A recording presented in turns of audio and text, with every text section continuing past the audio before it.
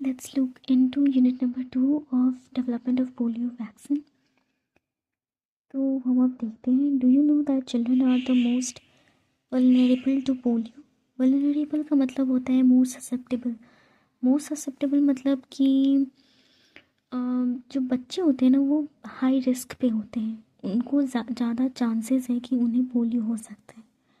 Read the following unit of the text below and note what steps FDR took to eradicate polio. Eradicate मतलब मिटाना। तो इस unit में हम देखेंगे कि एफडीआर यानी कि फ्रैंकलिन डी रूजवेल्ट ने कौन से स्टेप्स लिए ताकि पोलियो को जड़ से मिटाया जा सके। देखिए, अब हम टेक्स्ट को देखते हैं। Roosevelt was determined not to let this major illness get the best of him. हमने पिछले वाले यूनिट में देखा था कि फ्रैंकलिन डी रूजवेल्ट को पोलियो हो गया था, और पोलियो में भी कौन सा, जो पैरालाइटिक फॉर्म ऑफ पोलियो होता है वो हो गया था। तो जो रूजवेल्ट थे उन्होंने ये निश्चय कर लिया था, डिटरमाइन मतलब कि उन्होंने ठान लिया था कि वो इस बीमारी को खुद पे हावी नहीं होने देंगे। ठीक है, यहाँ पे लिखा गया है gate the best of him. Gate the best का मतलब होता है कि किसी चीज़ के ऊपर कंट्रोल करना। ठीक है, तो यहाँ पे उन्होंने ये डिसाइड किया कि वो इस बीमारी को खुद पे कंट्रोल करने नहीं देंगे, खुद पे हावी नहीं होने देंगे, और जो वो करना चाहते हैं वो करेंगे। उस बीमारी के उस बीमारी को लेकर वो परेशान नहीं होंगे, उसको हावी नहीं होने देंगे, खुद पे, उनके सर पे, उनके दिमाग पे हावी नहीं होने देंगे। He not only continued his illustrious political career, resulting in his well documented and long term presidency of the United States, but he went on to spearhead the fight against polio, increasing public awareness of the deadly disease and promoting research. ठीक है, तो illustrious का मतलब होता है बहुत ही शानदार। तो यहाँ पे ये कहा जा रहा है कि रूजवेल्ट ने इस बीमारी के बारे में सोचा नहीं, और उन्होंने अपने राजनीतिक करियर को कंटिन्यू रखा, और उनका जो राजनीतिक जो करियर था, यानी जो उनकी राजनीतिक जीवन यात्रा थी, वो बहुत ही शानदार रही। इतनी शानदार रही कि वो बहुत ही ज़्यादा वेल डॉक्यूमेंटेड थी। वेल डॉक्यूमेंटेड का मतलब ये होता है कि किसी चीज़ के बारे में आपके पास जानकारी अवेलेबल होती है, और कैसे अवेलेबल रहती है, क्योंकि उसके ऊपर बहुत ही ज़्यादा डॉक्यूमेंट्स अवेलेबल होते हैं। तो उनके बारे में भी बहुत सारे डॉक्यूमेंट्स अवेलेबल है कि उन्होंने अपने राजनीतिक जीवन में क्या क्या चीज़ें की, उसके ऊपर आपको लिखित तौर पे बहुत सारी चीज़ें मिल जाएंगी। तो उन्होंने पोलियो होने के बावजूद अपनी राजनीतिक करियर को कंटिन्यू रखा, और उनका जो राजनीतिक करियर है वो बहुत ही ज़्यादा वेल डॉक्यूमेंटेड है, और वो अमेरिका के सबसे ज़्यादा समय तक रहने वाले प्रेसिडेंट भी रहे हैं। ठीक है, और इसके उनका राजनीतिक करियर तो अच्छा रहा ही, और साथ ही साथ उन्होंने क्या किया, उन्होंने अपना राजनीतिक करियर को कंटिन्यू रखते हुए उन्होंने पोलियो के लिए काम किया। स्पीयर हेड का मतलब होता है कि किसी चीज़ का नेतृत्व करना, किसी चीज़ के खिलाफ नेतृत्व करना। तो उन्होंने अपने राजनीतिक जीवन को तो कंटिन्यू रखा, लेकिन साथ ही साथ उन्होंने पोलियो के खिलाफ जो जंग थी, जो लड़ाई थी, उसको उन्होंने लीड किया, उसका उन्होंने नेतृत्व किया, और लोगों के बीच उसके प्रति लोगों को जागरूक भी किया पोलियो जैसी भयानक बीमारी के प्रति। और साथ ही साथ उन्होंने बढ़ावा भी दिया कि इस बीमारी का कुछ इलाज खोजा जा सके। रिसर्च में भी उन्होंने बहुत ही ज़्यादा उसको प्रमोट किया। Although polio never devastated large numbers of the population like the plague or influenza, यहाँ पे यही कहा जा रहा है कि हालांकि पोलियो जो था ना वो इतना ज़्यादा डिस्ट्रक्शन उसने नहीं किया जैसे कि प्लेग और इन्फ्लुएंजा ने किया था। आपने प्लेग और इन्फ्लुएंजा जो बीमारी है इसके बारे में आपने सुना होगा, जो बहुत ही ज़्यादा कंटेजियस बीमारी होती थी, जो महामारी जो फैल जाती थी, आपने सुना होगा यूरोप में फैली थी, और आधे से ज़्यादा मतलब बहुत ही ज़्यादा लोगों को एक जगह पे मतलब मौत हो जाती थी, और लोग समझ नहीं पाते थे। लोग एक दूसरे की जो फैमिली मेम्बर होते थे, अगर किसी को अगर हो जाता था प्लेग या फिर इन्फ्लुएंजा, तो वो एक दूसरे को मिलने भी नहीं चाहते थे, देखने भी नहीं चाहते कि जाते थे कि उन्हें भी हो जाएगा।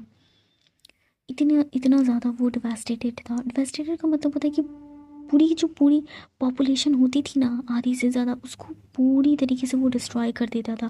प्लेग और इन्फ्लुएंजा अगर फैल जाता था यूरोप में, यूरोप में बेसिकली ये आउटब्रेक हुआ था, तो यहाँ पे यही कहा जा रहा है कि उतना ज़्यादा डिवास्टेटेड नहीं था polio.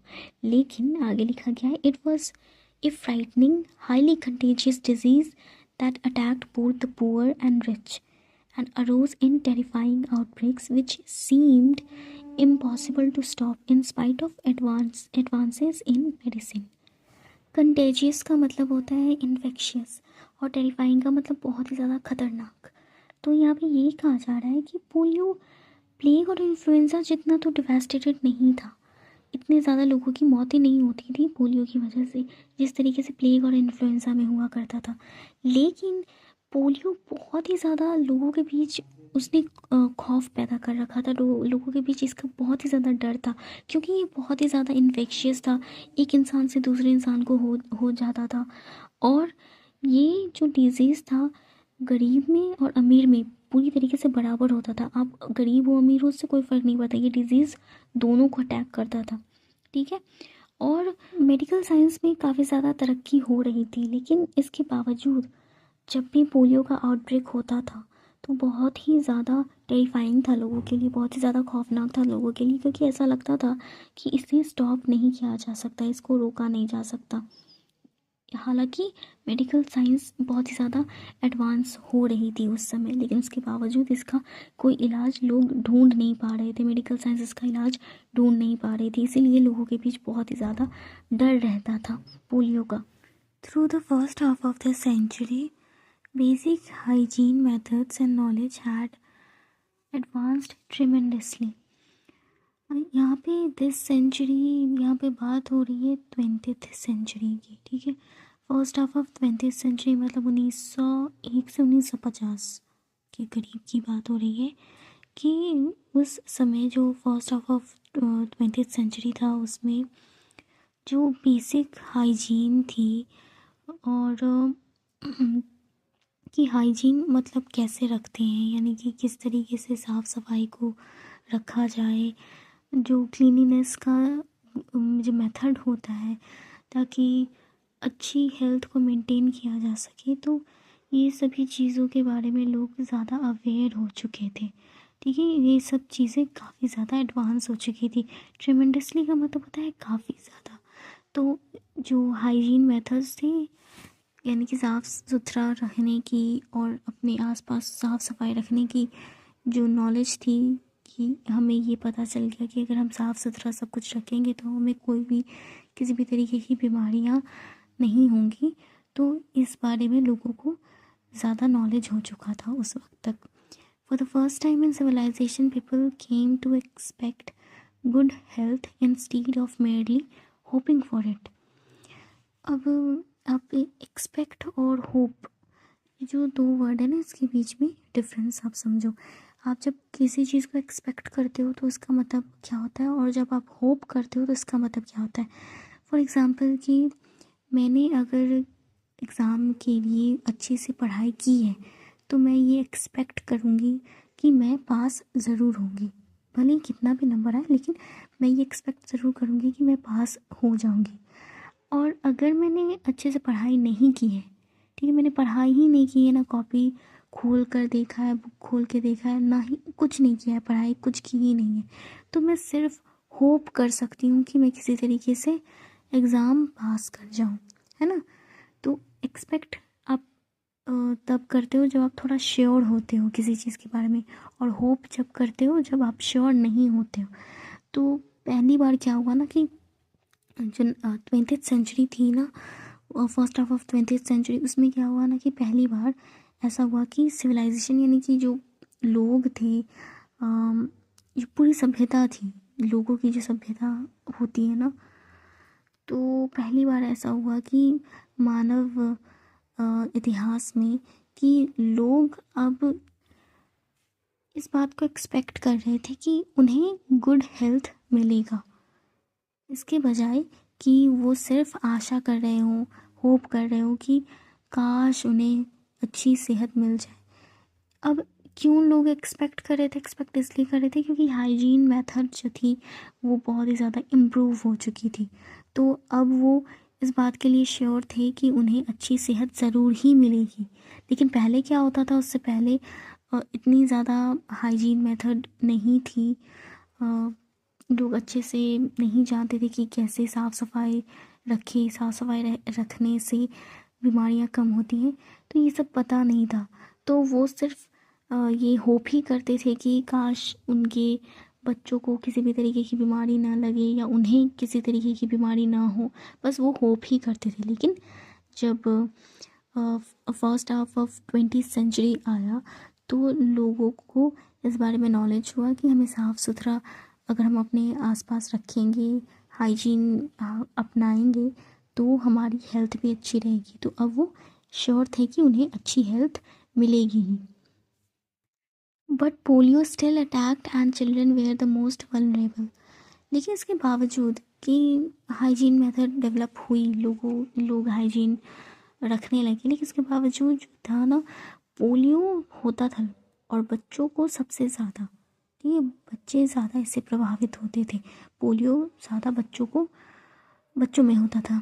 Many can remember seeing in the early 1950s heartbreaking posters of children on crutches or in iron lungs, the cumbersome mechanical aids which which helped those whose lungs were paralyzed to breathe। यहाँ पे ये कहा जा रहा है कि 1950 के करीब, जब 1950 से पहले की जो शुरुआती दौर थे 1950 के दौर में, तो यहाँ पे ये कहा जा रहा है कि बहुत सारे लोग, उस समय के लोगों को पता होगा ये बात, कि बहुत सारे पोस्टर्स, दिल दिलाने वाले पोस्टर्स आते थे बच्चों के, जिसमें बच्चों के पोस्टर्स होते थे जिसमें वो क्रचेस पे होते हैं। क्रचेस का मतलब होता है बैसाखी के ऊपर, क्योंकि अगर पैरालाइटिक फॉर्म ऑफ पोलियो होता है तो उससे लिम्स वगैरह पैरालाइज हो जाते हैं, तो वो चल नहीं पाते हैं, तो इसलिए बैसाखी की ज़रूरत होती है। और इस तरीके भी पोस्टर्स आते थे जिसमें उनके ऊपर आयरन लंग्स होते थे। आयरन लंग्स जो था ना, वो पहले के ज़माने में एक तरीके का मैकेनिकल सपोर्ट सिस्टम था जिसका इस्तेमाल करके ना, जिनका जो लंग्स है वो ख़राब हो चुका है और वो ठीक से सांस नहीं ले पा रहे हैं, तो उनको हेल्प करने के लिए कि वो सांस ले, उसके लिए एक आयरन लंग्स का इस्तेमाल किया जाता था। वो एक मशीन होती थी जिसके अंदर बच्चों को डाल दिया जाता था। तो ये जो था ना, वो अब इस्तेमाल नहीं होता है, लेकिन उस वक्त इस्तेमाल होता था। क्योंकि अगर हमने पहले ही देखा है ना कि ब्रीदिंग में प्रॉब्लम होती है, अगर बल्बर फॉर्म ऑफ अगर पोलियो हो जाता है तो उसमें लंग्स अफेक्ट होता है और सांस लेने में तकलीफ़ होती है। तो उस वक्त क्या होता था, ये आयरन लंग्स एक मशीन की तरह थी, उसी का इस्तेमाल करके उसमें बच्चों को रखा जाता था ताकि उनको उस सांस लेने में जो तकलीफ़ हो रही है उसको सॉल्व किया जा सके। कम्बरसम का मतलब होता है कि बहुत ही ज़्यादा भारी, जिसका इस्तेमाल करना बहुत ही ज़्यादा मुश्किल होता था।